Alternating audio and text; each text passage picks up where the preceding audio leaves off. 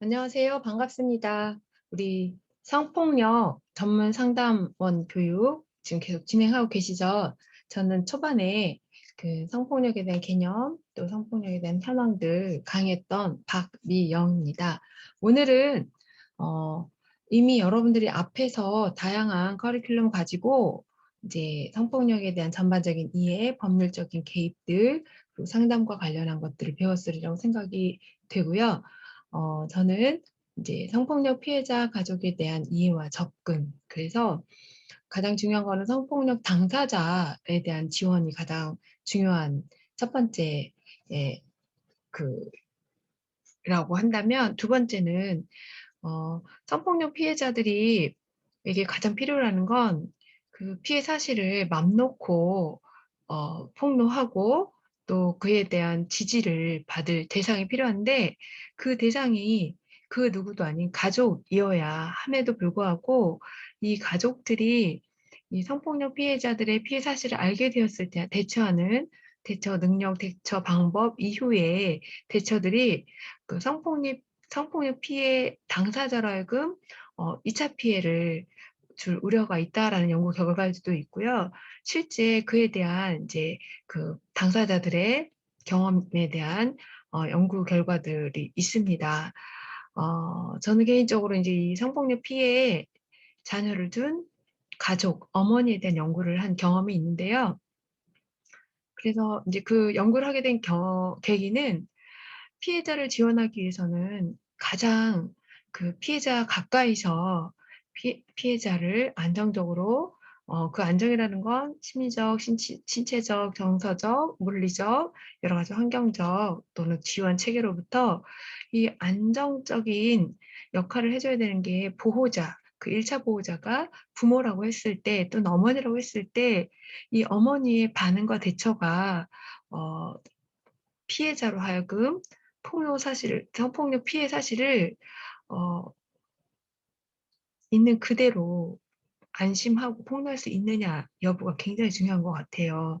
그랬을 때 인제 이 어머니들 반응에 따라서 피해자들이 피해 사실을 사실 그대로 드러날 것이냐, 그 암묵적으로 또는 이제 이런 부분들을 오히려 스스로 끌어안고 갈 것이냐. 그래서 그 외상 사건에 대한 심리적 트라우마를 지속적으로 유지하면서 가져갈 것이냐가 가족의 역할에 달려 있다고 저는 생각을 합니다. 그중에서도 가장 가까이 지근거리에서 가장 가까이서 지지자 역할을 해 줘야 될 어머니의 역할의 중요성이 이 중요성에 대해서 저는 이제 그 강조를 하고 싶은 부분이 있습니다.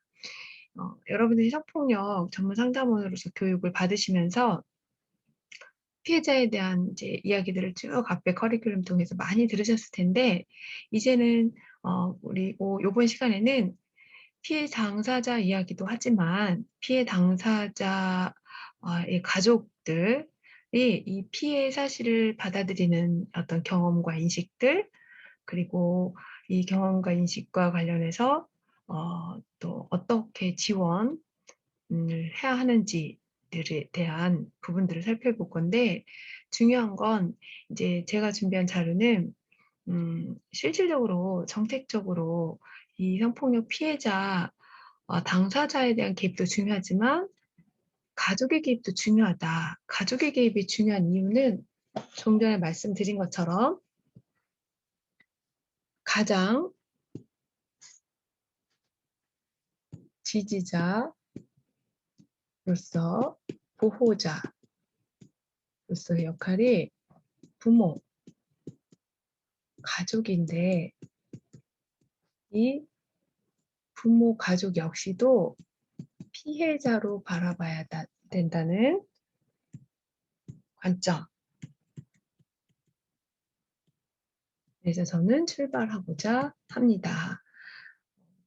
이 부모가 지지자로서 보호자로서의 역할을 잘 감당하기 위해서는 이 부모 당사자도 피해자로 보고 처음 사건이 발생한 시초부터 마무리하고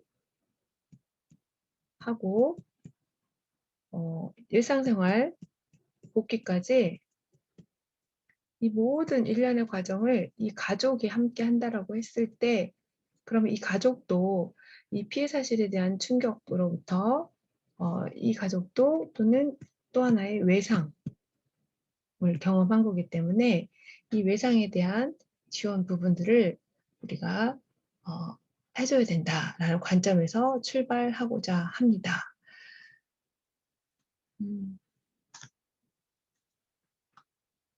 그래서 오늘 살펴볼 이야기는요. 성폭력 피해 발생 추이와 특성들, 또 성폭력 가족의 주요 쟁점, 피해 가족이 무엇을 경험했는지, 또 외국의 성폭력 피해 가족 개입 및 지원 어떤 것들이 있는지, 피해자 가족 개입 및 지원 제도 현황, 현행 제도에서의 문제점과 과제, 정책 과제들을 살펴보려고 합니다. 사실 이 자료는 제가 연구한 자료는 아니고요. 사실은 제 연구 자료를 가지고 여러분에게 소개를 해드리려고 했는데, 제 연구는 이제 대상이 이 친부에 의한 성폭력 피해 사례였기 때문에 이 부분 이거는 미리 밝혀드리면 이인선 교수님 외에 이제 이미정 연구원님, 김기현 성균관대 김기현 교수님이 한국 여성 정책 개발원이 정부 지원을 받아서 2013년에 실제 심층 면담 사례를 통해서 보고서를 발표한 자료입니다. 기존에 이제 선행 연구들을 토대로 해서 이 보고서가 나왔기 때문에 물론 지금부터 뭐 6년, 7년 전 자료이긴 하나 실질적으로 그 발생 추이의 데이터적인 변화는 있을 수 있으나 실제 그러한 이제 나머지 그들이 경험한 경험들 이런 부분들은 이제 거의 지금과 유사하기 때문에 변함이 없기 때문에 이 자료를 근거로 해서 같이 여러분들하고 이 시간에 진행을 해보고자 합니다. 여유가 되면 또 이제 실제 앞에서 제가 말씀드린 것처럼 피해자,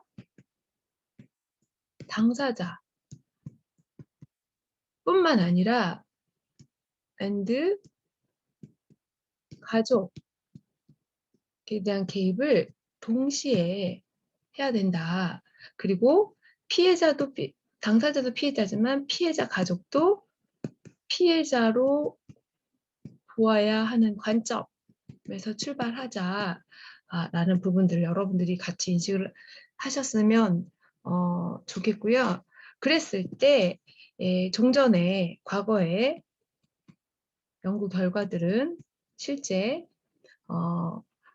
피해자의 그 가족, 그러니까 보호자, 어머니 또 피가의 가족들이 이 피해자에 대한 인식들이 부정적이었던 거, 이런 변화들이 이제 이러한 끊임없는 연구라든가 사회적 분위기의 변화 등등을 통해서 이제는 그 인식이 변화하고 있다는 거. 당당하게 커밍아웃을 할 수 있는 이런 이제 사회적 분위기가 됐다라는 부분들. 그랬을 때 우리는 이제 특히 이제 예비 전문 상담가로서 피해 가족도 피해자로 보는 관점에서 출발을 해야 이 피해 가족에 대한 지원이 제대로 돼야 이 피해자 가족이 외상의 사건들을 잘 극복하고 즉각적으로 피해 당사자에 대한 지지자로서 보호자로서의 역할을 감당할 수 있기 때문이다가 결론이에요. 이해되셨나요? 우리는 주로 피해자에게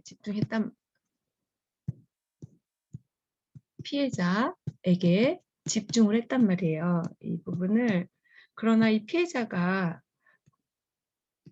극복하고 적응하기 위해서는 지지자, 보호자의 역할이 중요하다.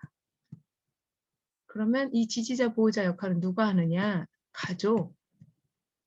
가족에선 주로 부모, 비가의 형제라든가 보호자가 되겠죠? 그러려면 이들도 대부분 선행 연구들에서 보면 이들도 이 중차대한 사건 앞에서 굉장한 피해자, 당사자만큼은 아니지만 외상을 경험한다라는 거예요. 그랬을 때 적절한 보호 조치를 거부하거나 피하거나 그렇다라는 거죠. 그랬을 때는 이 피해자가 겪는 2차, 3차 피해는 이루 말할 수 없는 거죠. 그래서 우리가 이 피해자 가족이 개입을 어떻게 할 건지를 이 시간에 함께 생각해 보자라는 거예요. 먼저 이제 성폭력 피해 발생의 추이와 특성인데요. 연간 범죄 통계에 따르면 성폭력 범죄 피해 추이는 10년간 계속해서 증가해 왔다. 이게 2014년 자료인데 2013년 이후에 외부로 드러난 그 피해 현황은 굉장히 급격한 변화를 보입니다. 그래서 성폭력 피해자 지원 시설 또 서비스 이용자 수도 지속적으로 증가하고 있다.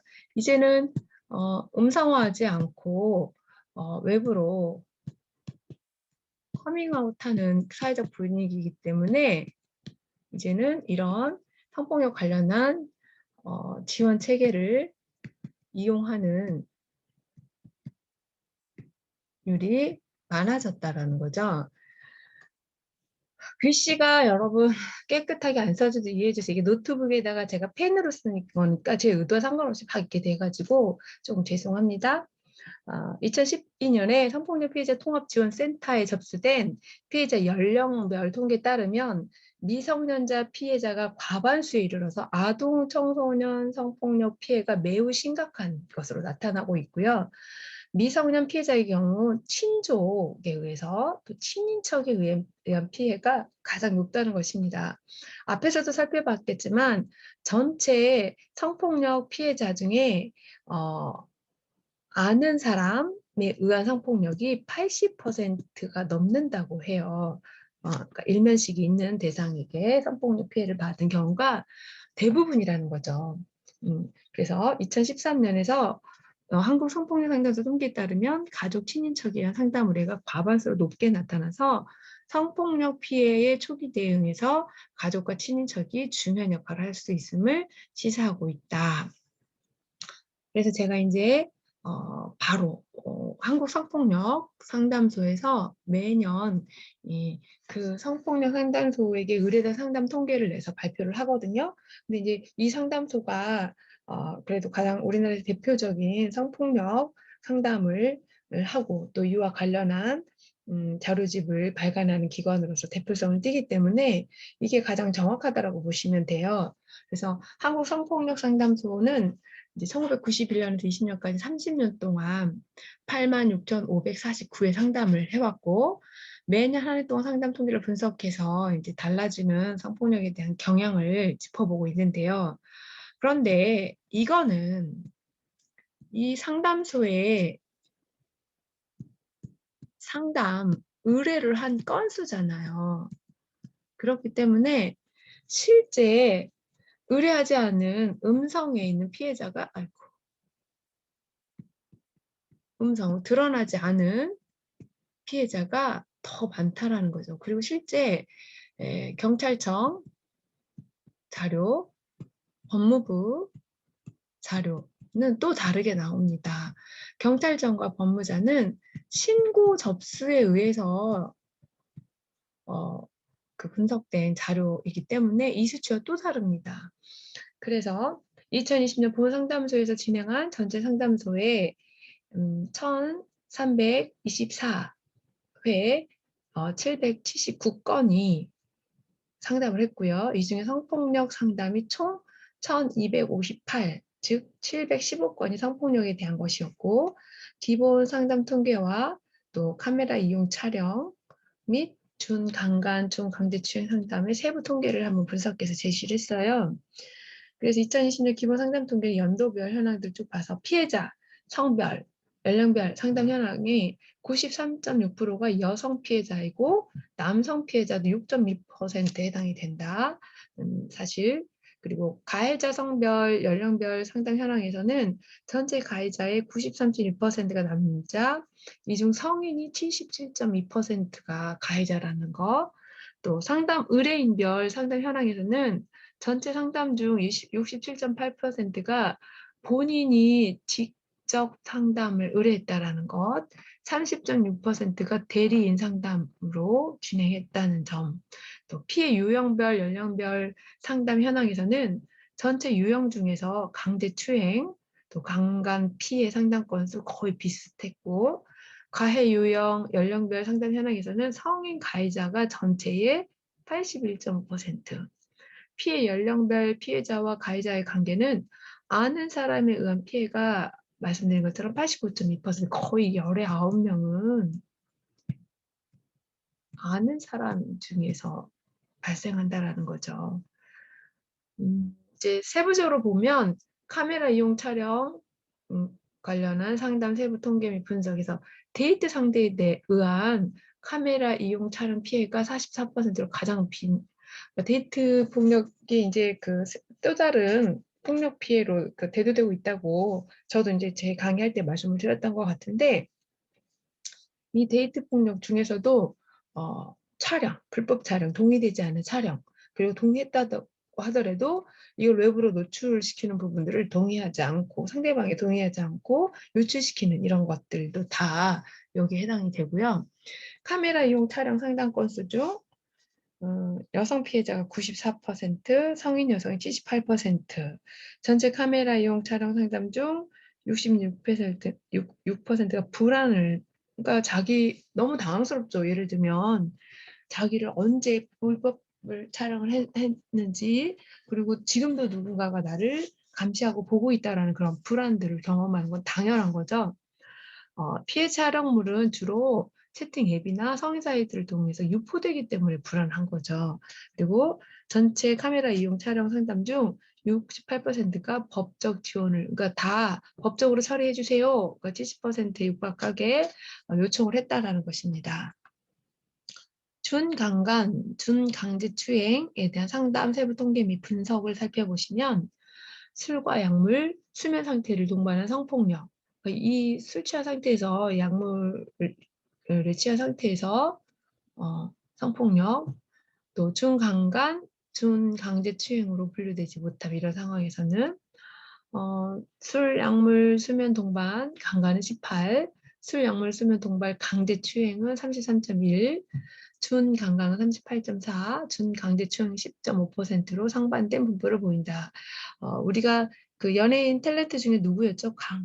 유명한 남자분이 이제 촬영 끝나고 자기 집에 스태프들 데리고 와서 술을 마셨는데 스태프들을 자기가 추행했다 해서 스태프들이 신고를 했잖아요. 그런데 나중에 이제 스태프들이 추행 여부가 지금 재판이 1차 때, 2차 때, 3차 때 계속 뒤집히는 상황이 됐잖아요. 그때도 이제 촬영 여부들 또는 술과 약물 수면 상태인지 여부들, 이런 것들이 지금 현재 재판의 중요한 쟁점으로 대두되고 있는 걸로 제가 알고 있습니다. 준강간, 준강제추행 피해는 성인기 여성에게 집중되어 있고요. 가해자와의 관계는 직장 관계에서 가장 높은 준강간이 29.4, 준강제추행이 50%, 그러니까 직장에서의 관계가 이렇게 높게 나타난다는 특징들, 모르는 사람에 의한 중간간 피해는 사실 낮아요. 17.6. 그래서 전체 통계 5.6보다는 높죠. 상담 전 법적 대응은 중강간일 경우는 32.2, 준강제추행 17.7%로 큰 차이를 보이고 있고, 피해자 요청사항은 형사 지원을 해달라, 형사 처벌해달라, 그것도 법적으로. 중강간, 중강제추행 상담 중 검찰에서의 기소율은 44.6, 송치된 사건 중 절반에 못 미친다. 이 부분이 이제 여러 연구 결과에서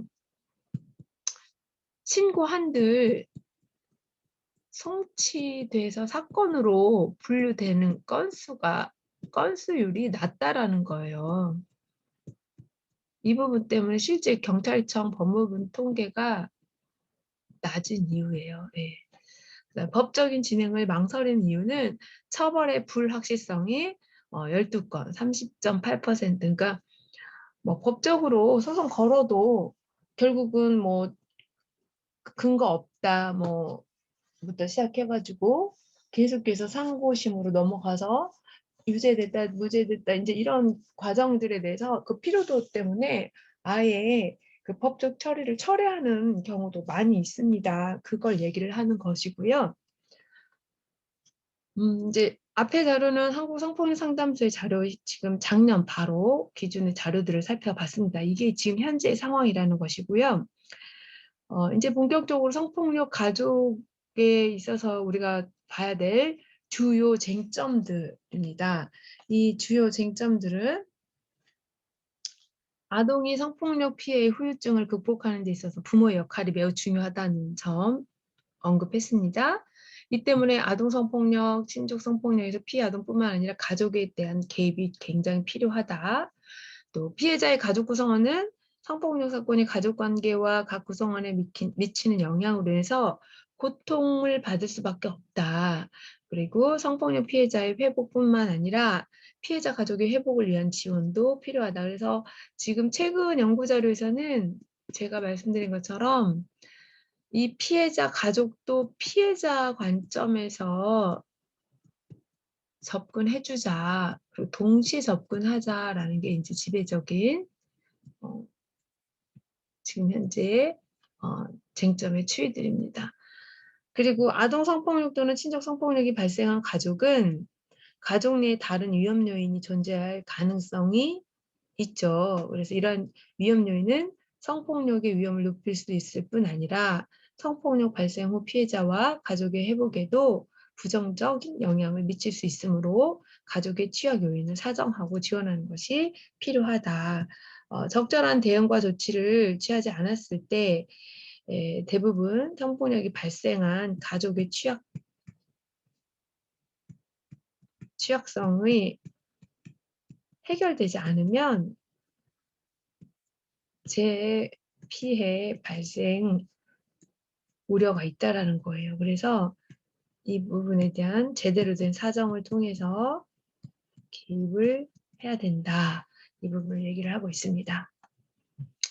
특히 친족 성폭력의 경우 아동의 보호를 위해서 아동과 비가해 부모, 아동의 형제가 가해 친족과 즉시 분리되어야 할 필요가 있죠. 이게 이제 가해 친족이 오빠일 수도 있고 아버지일 수도 있고 뭐 삼촌, 할아버지일 수도 있고 그래서 즉각 분리, 경제적 지원의 미비는 친족 성폭력을 더 은폐시키는 요인이 될 수 있으므로 피해자와 가족에 대한 자립 지원은 매우 중요하다. 무슨 얘기냐면 대부분 친족 성폭력이 늦게 노출이 되는 이유는요. 피해자가 가해자가 피해자에게 이제 그 압박을 가하기도 하지만 너가 신고하면 우리 가족은 해체될 거야. 엄마 아빠는 이혼할 거야. 또 우리 집은 말 그대로 난리 날 거야. 뭐 이런 협박이 있기 때문에 이제 외부로 노출도 못하지만 또 특히나 엄마에게 피해를 호소해도 엄마가 외부의 노출을 꺼리는 경우도 있습니다. 그 이유는 그렇게 해서 가족이 해체가 되면 경제적 부담 때문에 예, 엄마가 쉬쉬하는 경우도 있고 아이를 잘 타이르는 경우도 있고 그렇습니다. 그런데 이제 제가 했던 연구 결과에서는 저희 나라도 지금 변화하고 있지만 약간 이제 변화 폭이 좀 낮지만 외국 같은 경우도 초반에는 이런 분위기였단 말이에요. 그러나 최근에는 어머니들의 인식 변화, 제가 이제 이 연구를 하려고 지금 하고 있어요. 국내외 연구 결과들을 토대로 성폭력 피해 자녀를 둔 어머니들이 인식이 전통적인 가부장적인 사회에서는 지금 우리가 얘기하는 이런 거, 가족 해체를 두려워해서 경제적인 열악함을 이유로 등등으로 해서 성폭력 폭로를 외부로 하는 것들을 엄마가 이제 가림막의 역할을 했다고 한다면 이제 지금 인식의 변화들 어떻게 바뀌고 있냐면 엄마들이 즉각적이고 적극적으로 피해 사실을 아는과 동시에 폭로를 한다라는 거예요. 그래서 중요한 건 가정보다 피해자 우선 보호에 대한 인식으로 바뀌었다라는 거죠. 이건 굉장히 이제 긍정적으로 고무적인 변화가 되겠죠. 그래서 이제 이런 그 자료들을 통해서 우리가 알고자 하는 거는 이 피해자들의 피해율을 낮추는 거는 즉각적인 그 폭로, 신고율을 높여서 그리고 처벌을 강화해서 피해 횟수를 줄이자가 궁극적으로 우리의 목표잖아요. 그러려면 피해자 가족 지원 등등을 통해서 피해자들이 언제든지 신고를 하더라도 가족의 물리적인, 환경적인, 경제적인 변화의 폭을 최소화해서 국가가 정책적으로 지원을 해줘서 이들이 폭로한 이후에도 변화 없이 일상생활의 적응으로 복귀를 단기간에 할 수 있도록 이런 신뢰를 준다고 한다면 이제는 사회적으로 어떤 그 폭로가 긍정적인 담론이 돼서 누구나 피해가 되면 즉각적으로 신고한다는 거죠. 그러면 피해 발생률은 낮아지는 거죠. 그동안 전통사회에서 특히 친족 성폭력은 고대부터 있어 왔던 이야기들이고 특히 중세 로마 시대에도 근친 상간 성폭력은 아주 그리고 동성연애 이 부분도 그때만큼 퇴폐, 향락, 타락의 시대가 없었죠. 그러나 그리고 우리나라에서도 마찬가지로 조선 세대 그 이전 세대들에서도 근친 상간이나 이제 이런 부분이 있어 왔단 말이에요. 가부장적인 그런 제도 안에서 있어 왔음에도 불구하고 은폐되고 드러나지 않고 피해자가 평생에 외상 트라우마로 가지고 갈 수밖에 없었던 일들이 드러낸들 변화가 없기 때문에 그리고 드러낸 이후에 있을 그 부정적인 변화 때문에 끌어안고 살았다는 거. 그래서 이제 우리가 이런 부분들을 피해자 가족에 대한 자립 지원이 매우 중요하다는 이야기를 했습니다. 친족 가족의 경우 가족 내 피해라는 특수성으로 인해서 복잡한 가족 관계의 변화와 가족 역동이 발생할 수 있고 피해 아동을 원가족이나 가해자로부터 분리 보호할 필요가 있다. 또한 친족 성폭력의 인지 이후에도 자녀를 안전하게 보호하지 못하는 비가해 부모에 대한 개입도 필요하다. 요즘에는 이제 최근 이게 2014년 자료인데 최근에는 즉각적으로 분리 조치가 강제화됐어요. 즉각적 분리 조치가 이거 성폭력뿐만 아니라 일반 학대도 그렇고 준강제화가 됐는데 근데 그래도 당사자들이 합의하에 나는 원가족 복귀하겠습니다. 집으로 돌아가겠습니다. 했을 때 우리가 가끔 이제 보도자료에서 아동학대 사건이나 그럼 이제 왜 시설에서 굳이 애를 보내가지고 사건이 발생하게 했나 이런 원성들을 많이 표출하잖아요. 그게 이제 이거예요. 분리조치를 취했으나 가족의 모든 동의, 당사자 동의, 또 보호자의 동의에 의해서 집으로 돌아가겠다 해서 보냈더니 재발생의 피해를 받게 되는 거죠. 어쨌든 이제 그 이야기를 하고 있는 거예요. 분리 조치하는 것들. 피해 이후 피해자와 가족의 안전과 보호, 또 심리적 안정을 위해서 가해자에 대한 개입과 치료, 가해자 개입 굉장히 중요해요. 우리 여러분 앞에서 우리 신경숙 교수님인가요? 배우셨을 거예요. 또한 친족 성폭력 피해자는 가해자가 가족 구성원이기 때문에 피해자에 대한 지원은 가해자인 가족 구성원에 대한 치료와 개입을 포함하는 것으로 보아야 한다. 이제 여기까지가 성폭력 가족의 주요 쟁점 부분입니다. 자, 여기까지 잠깐 쳤다가 다음 동영상에서 이어가도록 하겠습니다. 또 길면 여러분들이 지쳐요.